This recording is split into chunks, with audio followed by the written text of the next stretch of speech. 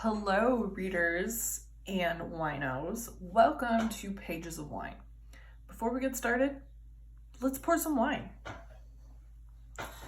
As you can see, I kind of already poured a little bit, but yeah.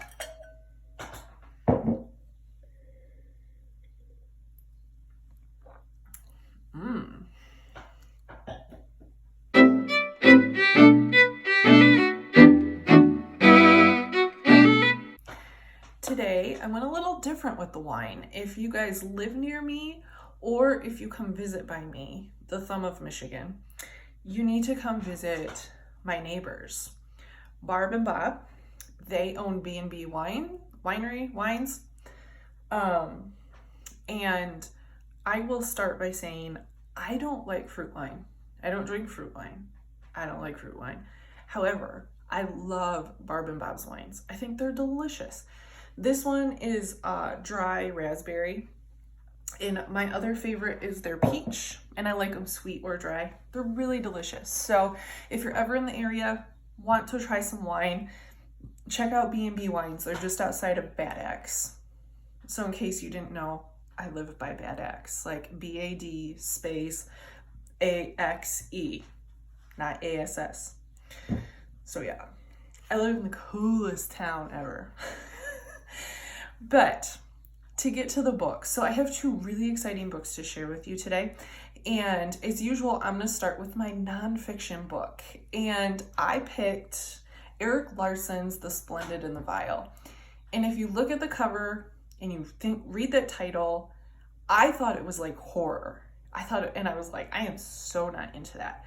But when I read the description, it's actually, it goes through the first year of Winston Churchill's tenure as the prime minister. And it is so interesting because it combines Winston Churchill and his family's personal life and the political life in trying to work through the war, trying to deal with the war. Because in case you didn't know, Winston Churchill was thrown in the middle of World War II. So, you know, he came into a huge mess. And I always knew, just from being kind of a history nerd, that Winston Churchill was a pretty eccentric character, but I had no idea until I started reading this book. And the thing is, often nonfiction is especially historical nonfiction, is really dry. It's quite boring, and sometimes they're a slog to get through.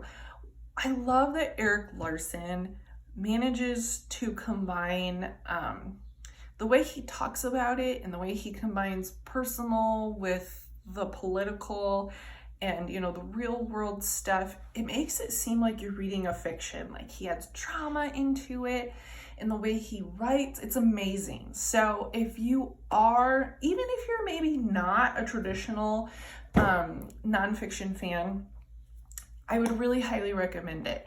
And try out his audiobooks. I listened to The Dead Wake, which is fabulous. It's about the bombing of the Lusitania before World War I.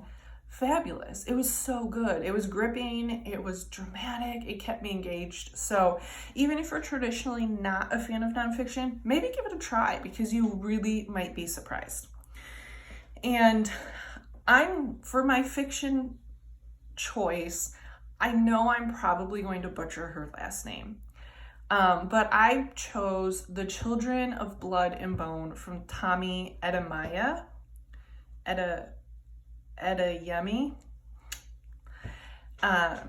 This book is actually a young adult book, but I will say that it's not like young adult, like definitely your child should be a little bit more mature.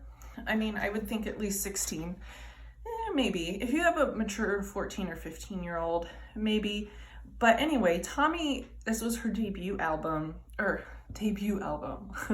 This was Tomi's debut book.